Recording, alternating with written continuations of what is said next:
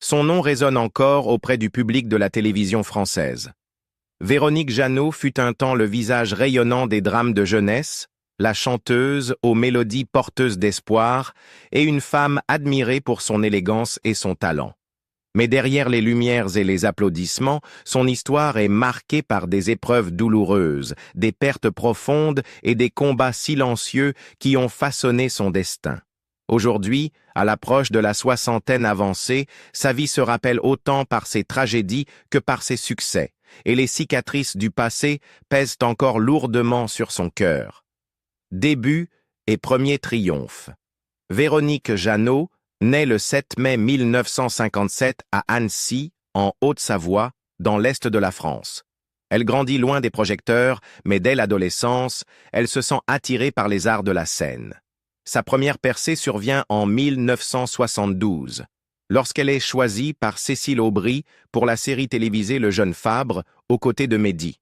Ce rôle fait découvrir son visage au public français et peu après, elle monte sur les planches avec l'École des femmes, prouvant qu'elle pouvait s'adapter au rythme exigeant du théâtre.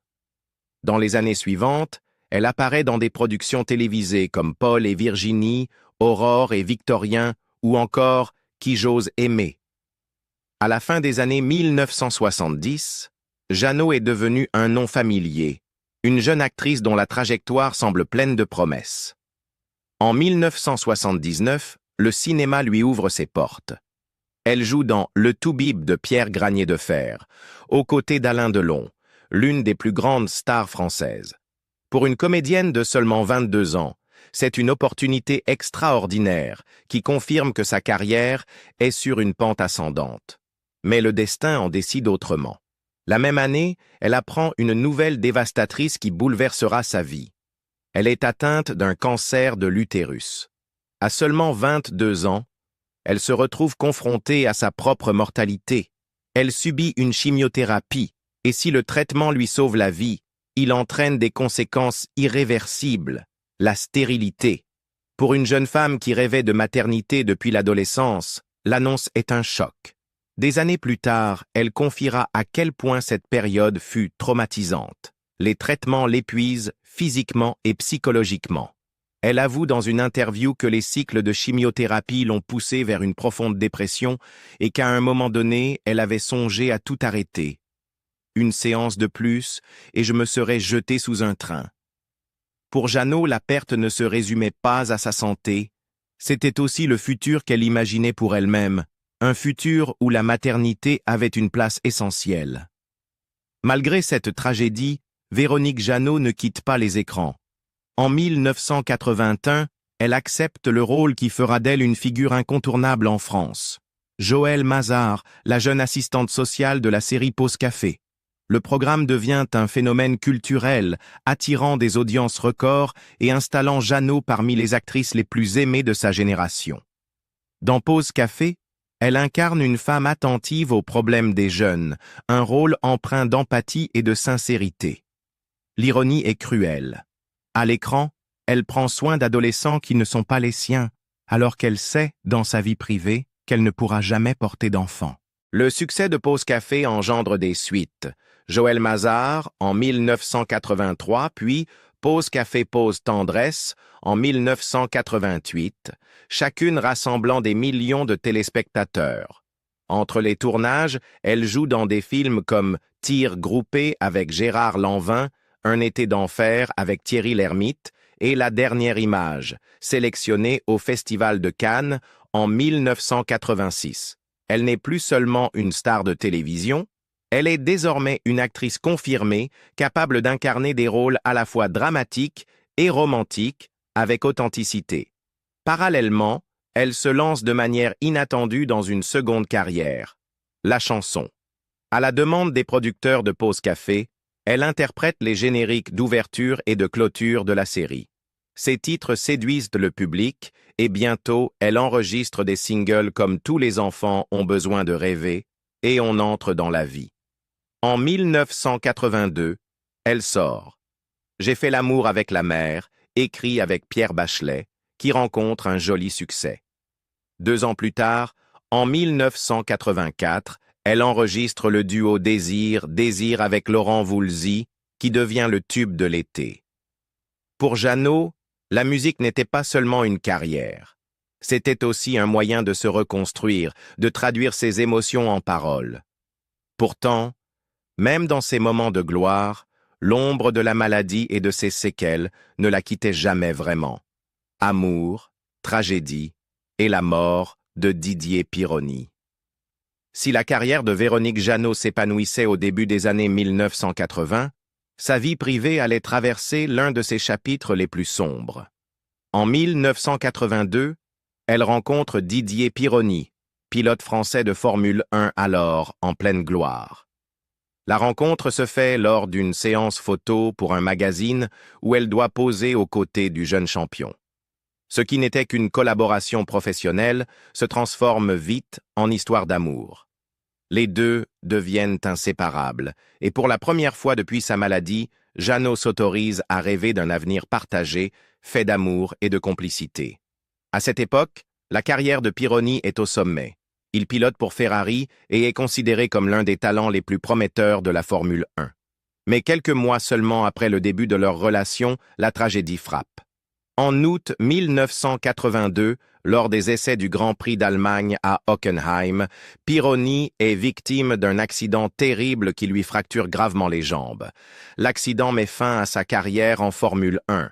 Pour la plupart, c'eût été la fin de sa vie de pilote, mais pour Véronique Jeannot, ce fut le début de longues années de sacrifice. Elle met sa propre carrière entre parenthèses pour rester à ses côtés.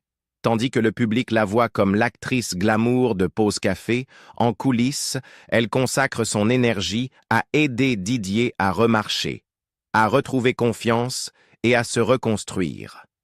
Elle raconte dans son autobiographie « Trouver le chemin » combien cette période l'a totalement absorbée. Il n'était plus question de scénario ou de répétition de théâtre. Sa vie se résumait aux hôpitaux, à la rééducation et à maintenir en vie l'homme qu'elle aimait. Pour Jeannot, Didier n'était pas seulement un compagnon. Il était le grand amour de sa vie. Contre toute attente, Pironi finit par récupérer suffisamment pour reprendre la compétition. Non pas en Formule 1, mais dans les courses de bateaux offshore. Il avait le cœur d'un compétiteur, et l'adrénaline de la course coulait toujours dans ses veines. En 1987, il est de retour dans l'arène sportive, cette fois derrière le volant d'un puissant bateau de course. Mais le destin lui réserve un nouveau coup terrible.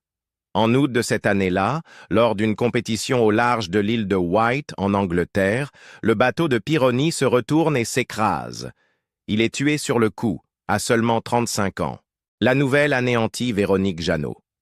Elle avouera plus tard qu'elle eut l'impression qu'une partie d'elle-même était morte avec lui. À la mort de Didier, j'ai perdu un morceau de moi que je ne récupérerai jamais. Elle n'avait que 30 ans, et pourtant elle avait déjà affronté le cancer, la stérilité, et désormais la disparition brutale de l'homme autour duquel elle avait bâti sa vie. Le choc de la mort de Pironi eut d'autres conséquences. Peu après, Jeannot est confrontée à une rechute de son cancer de l'utérus. Cette fois, elle refuse la chimiothérapie et se tourne vers des traitements alternatifs mêlant homéopathie, acides aminés et acupuncture. Elle expliqua dans des interviews qu'après seulement 2 mois, elle ressentit un changement dans son corps. Pour elle, ce fut une victoire intime, mais qui survint au cœur d'un immense chagrin. La fin des années 1980 aurait pu marquer l'effondrement de sa carrière et de son moral. Mais Véronique refusa de disparaître de la scène publique. Au contraire, elle transforma sa douleur en énergie de travail. En 1988, elle fait son retour à la télévision avec Pause Café, Pause Tendresse, le 3e volet de la série culte qui bat de nouveau des records d'audience. L'ironie est cruelle.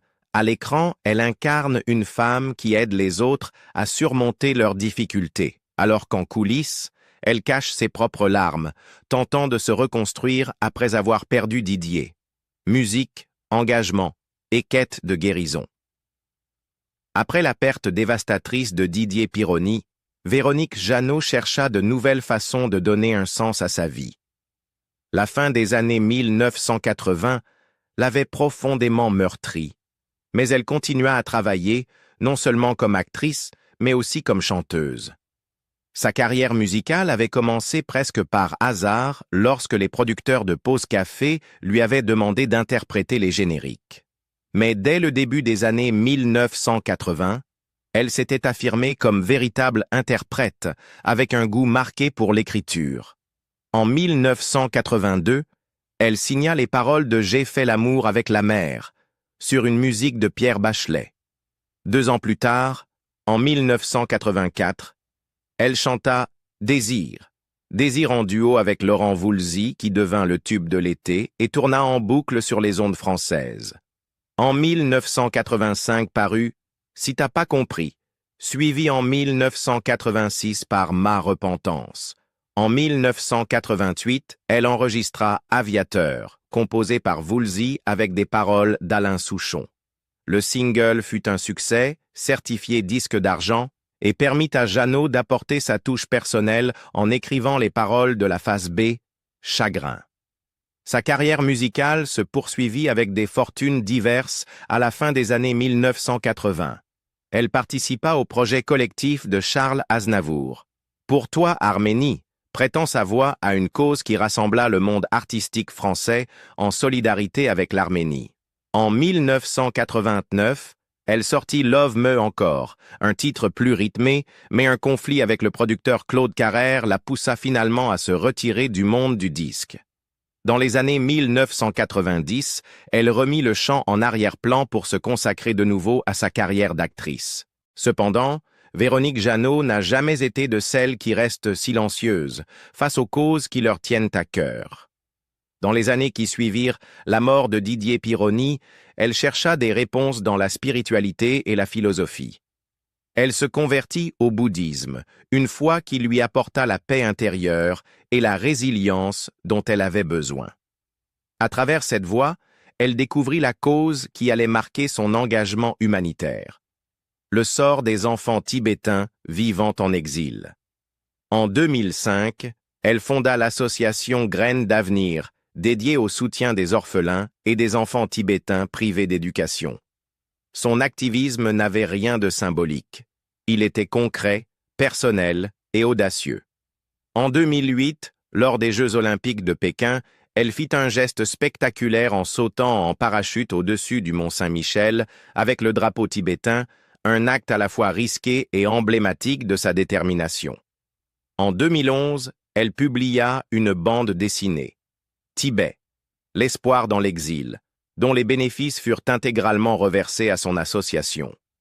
Pour Jeannot, ce n'était pas seulement de la philanthropie. C'était une manière de transformer sa douleur en un élan plus grand qu'elle-même, de métamorphoser son chagrin en espoir pour d'autres.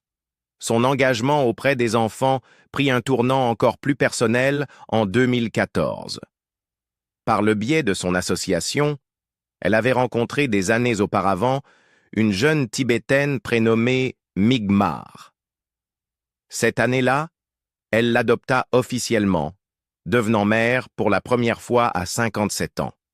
Pour une femme à qui l'on avait annoncé qu'elle ne pourrait jamais avoir d'enfant, c'était à la fois un miracle et l'accomplissement d'un rêve longtemps caressé. Jeannot décrivit l'expérience comme bouleversante. Devenir maman à 57 ans, c'est un tsunami. Elle n'était plus une enfant, mais une adolescente, avec son histoire, sa colère, ses frustrations et son amour. Migmar, élevée sous son toit, poursuivit plus tard une carrière dans le cinéma et lança même sa propre chaîne YouTube. L'amour de Véronique Jeannot pour le Tibet ne s'arrêta pas là. En 2024, elle révéla qu'elle avait également adopté le cousin de Migmar, un jeune homme prénommé Nima, présent dans sa vie depuis près d'une décennie. Le jour de la fête des mères, en mai 2024, elle publia une photo d'elle avec lui sur Instagram, écrivant « Maman 2 fois, qui l'aurait cru ?» Pour Jeannot, cette seconde adoption n'était pas la création d'un nouveau lien, mais la reconnaissance légale d'une relation déjà existante. Elle expliqua dans une interview Nihima est le cousin de Migmar. Ils ont grandi ensemble, partagé des anniversaires et des fêtes de famille. L'adoption n'a fait qu'officialiser une réalité déjà présente dans nos vies. Perte familiale et la mort de sa mère. Alors que Véronique Jeannot avait réussi à redonner un sens à sa vie grâce à son engagement humanitaire et à sa famille adoptive, une nouvelle tragédie la frappa en 2016, cette fois-ci touchant la femme qui avait été sa première source de force, sa mère, Colette. Un jour d'octobre 2016, sa mère fut victime d'un violent accident à Saint-Chéron. Sa voiture entra en collision avec un scooter et, bien qu'elle ait survécu au choc initial, l'accident provoqua une crise cardiaque massive. Elle mourut peu après, laissant Véronique dévastée. Pour une femme qui avait déjà enduré la perte de Didier Pironi 3 décennies plus tôt, la disparition soudaine de sa mère rouvrit des blessures profondes. La relation de Véronique avec Colette avait toujours été singulière et intense. Colette n'était pas seulement une mère, elle était aussi un guide spirituel. Médium et psychographologue, elle était, selon sa fille, dotée d'éclairs d'intuition et d'une clarté étonnante. Véronique expliqua souvent combien sa mère savait immédiatement identifier l'origine d'un problème et affirma même qu'elle pouvait voir les morts. Cette dimension mystique de la vie de Colette avait toujours fasciné Jeannot et influença sans doute son propre tournant vers le bouddhisme et la spiritualité. Dans une interview accordée à Télé Loisirs en novembre 2023, Véronique Jeannot parla ouvertement de la douleur causée par la perte de sa mère. Elle décrivit cette disparition comme un choc brutal. La mort de ma mère, dans un accident de voiture, a été subie, d'une violence absolue. Au début, dit-elle, il n'y avait que l'engourdissement de l'incrédulité. Mais avec le temps, elle apprit à percevoir autrement la présence de sa mère. Une fois ce stade dépassé, je me dis qu'elle est encore là. La fin de la matière n'est pas la fin de l'âme. Ces mots traduisaient à la fois sa peine et sa conviction que la vie se poursuit au-delà de la mort, une croyance qui l'aida à supporter l'insupportable. Encore plus poignant fut ce qu'elle révéla au sujet des instants qui précédèrent de l'accident. Véronique raconta que sa mère avait pressenti son propre départ. En tant que médium, elle semblait savoir ce qui l'attendait.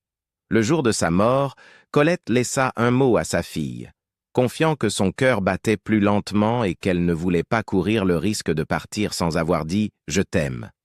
Pour Véronique, ce message fut à la fois bouleversant et réconfortant. Une ultime preuve d'amour et le rappel d'un lien indestructible.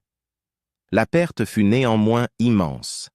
Dans les années qui suivirent, Véronique continua d'évoquer sa mère avec émotion, la décrivant souvent comme une femme lumineuse, reliée à une autre dimension, et toujours présente dans sa vie. Mais le deuil n'est pas quelque chose qui disparaît. Même avec Migmar à ses côtés, puis Nihima, l'absence de Colette laissa un vide impossible à combler. À 66 ans, en 2023, Véronique avait traversé plus d'épreuves que beaucoup n'en connaissent en une vie. Un cancer qui l'avait privée de maternité, la mort tragique de son grand amour, et maintenant la disparition brutale de sa mère. Chaque perte avait laissé sa cicatrice, mais ensemble elles avaient façonné le tissu de son existence. Et pourtant, malgré cette succession de douleurs, Véronique n'a jamais complètement renoncé. Elle a continué à travailler comme actrice, apparaissant notamment dans Demain nous appartient sur TF1, et à écrire des livres. En 2023, elle publia Le présent est mon refuge, un ouvrage où elle raconte son chemin à travers le deuil, sa foi en l'au-delà et l'équilibre fragile qu'elle s'efforce de maintenir entre la peine et l'espérance. Théâtre, foi et l'amour des chevaux. Dans ces dernières années, Véronique Jeannot a tenté d'équilibrer le poids du chagrin avec des passions qui lui donnaient de la force. Le jeu n'a jamais quitté sa vie. Même après des décennies de carrière, elle est toujours revenue sur scène et à la télévision, poussée par un besoin de jouer, mais aussi par un besoin de rester connectée à son public. En 2006, Elle a publié son autobiographie « Trouver le chemin » où elle a mis à nu ses luttes, de son diagnostic de cancer à 22 ans à sa reconstruction après la mort de Didier Pironi. Le livre fut un succès en librairie et révéla une facette méconnue d'elle, vulnérable, en quête, mais aussi déterminée. La même année, elle joua dans la saga estivale Les secrets du volcan sur France 2, prouvant qu'elle était encore capable de porter un premier rôle. Dans les années 1990 et 1000, elle a alterné entre fiction télévisée et théâtre. Elle est apparue dans Madame le Consul de 1995 à 2001, Docteur Claire Bellac entre 2001 et 2003, et dans C'est l'homme de ma vie, une prestation qui lui valut le 7 d'or de la meilleure actrice de fiction en 1998.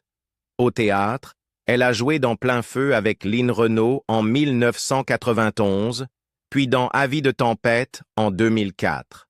Plus récemment, en 2024, elle est revenue sur les planches à Paris avec Un atelier pour deux, mise en scène par Jean-Luc Moreau, prouvant une fois encore qu'elle n'avait rien perdu de son énergie ni de son charisme malgré le temps. La télévision a également continué à lui ouvrir des portes. En 2011, elle a surpris en rejoignant la saison 2 de Danse avec les stars sur TF1, aux côtés du danseur Grégoire Lyonnais. Bien qu'elle ait terminé à la 6e place, sa participation a montré sa volonté de sortir de sa zone de confort et de relever de nouveaux défis. Mais l'une des passions les plus profondes de ces dernières années reste sa relation avec les animaux, en particulier les chevaux. Enfant, elle aimait monter, mais avait abandonné après une chute. Des décennies plus tard, dans les années 1990, elle a retrouvé ce goût grâce à Mario Lurachi, dresseur pour le cinéma. Il l'a réconcilié avec l'équitation, non pas comme un sport de compétition, mais comme une forme de liberté. Dans des interviews, elle décrivait les chevaux comme des confidents, des compagnons capables de refléter ses émotions. En 1999, elle confia à France Dimanche « Un cheval qui entre dans votre vie est un cadeau. Il devient votre ami, votre confident, votre complice, peut-être même votre amour. » Parmi tous les chevaux qu'elle a montés, un se démarquait. Alboroto.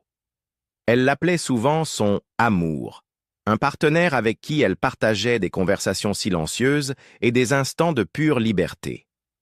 Elle adorait monter à cru, ressentir sa respiration et sa chaleur, décrivant cela comme une connexion magique. En 2019, elle l'a présenté dans l'émission 30 millions d'amis, montrant au monde le lien unique qui les unissait. Mais en août 2023, Alboroto est mort de vieillesse. Jeannot fut anéanti. Sur Instagram, elle posta une vidéo d'eux galopant dans la forêt, écrivant « Mon merveilleux compagnon est parti, me laissant les plus beaux souvenirs. À jamais dans mon cœur. » Pour elle, perdre Alboroto fut comme perdre un être cher de plus, un rappel de la fragilité de tous les attachements. Son amour des animaux l'a aussi conduite à devenir ambassadrice des Jeux équestres mondiaux FEI Alltech 2014 à Caen, où elle a particulièrement soutenu la discipline du paradressage, affirmant son engagement dans des causes plus grandes qu'elle. La foi a également gardé une place centrale. Le bouddhisme lui a donné un cadre pour affronter la douleur, mais aussi pour transmettre. Au-delà de Graines d'avenir, elle est devenue marraine de l'opération Volvic UNICEF au Niger en 2007, aidant à construire des fontaines et à promouvoir l'éducation des filles. Son activisme, son écriture, son amour des animaux, tout cela fut une manière d'apprivoiser les ombres que les tragédies avaient projetées sur sa vie. Présent, livres et questions d'héritage. À l'approche de ses 70 ans, Véronique Jeannot reste à la fois une figure publique et une femme profondément privée. Ces dernières années ont mêlé apparitions professionnelles, étapes familiales et réflexions sur le sens de sa vie. En 2022, elle annonça la sortie d'un nouvel album, son premier en 10 ans, composé de 9 titres. Contrairement à sa carrière musicale des années 1980, ce projet n'avait rien de commercial, mais relevait d'une démarche intime, un partage sincère pour ceux qui avaient suivi son chemin. L'album fut distribué exclusivement via son site officiel, signe de sa volonté de garder un lien direct avec son public, loin des pressions de l'industrie. En parallèle, elle fit son retour au théâtre avec Un atelier pour deux en 2024 au Théâtre de Passy, dirigé par Jean-Luc Moreau. Ce fut un rappel que le jeu restait son art, quelque chose qu'elle ne pouvait abandonner, même si son énergie reflétait désormais le passage du temps. Sur scène, elle retrouvait la même intensité qu'il avait révélée dans Pause Café plus de 40 ans plus tôt, prouvant que, malgré les années, sa connexion avec le public demeurait intacte. Mais c'est à travers l'écriture qu'elle s'est sans doute révélée le plus honnêtement ces dernières années. En 2023, elle publia « Le présent est mon refuge ». Le titre seul reflétait son état d'esprit, une femme ayant connu tant de pertes, mais cherchant encore à vivre pleinement l'instant. Le livre revient sur les tragédies de sa vie, le diagnostic de cancer à 22 ans, la stérilité qui s'ensuivit, la mort de Didier Pironi en 1987, l'accident mortel de sa mère en 2016. Mais il parle aussi de résilience, de joie retrouvée grâce à ses enfants adoptifs et de sa conviction inébranlable que l'âme perdure après la mort. Elle admit que l'écriture était pour elle une façon de faire la paix avec son passé, de poser sa douleur sur le papier pour qu'elle ne la consume plus entièrement.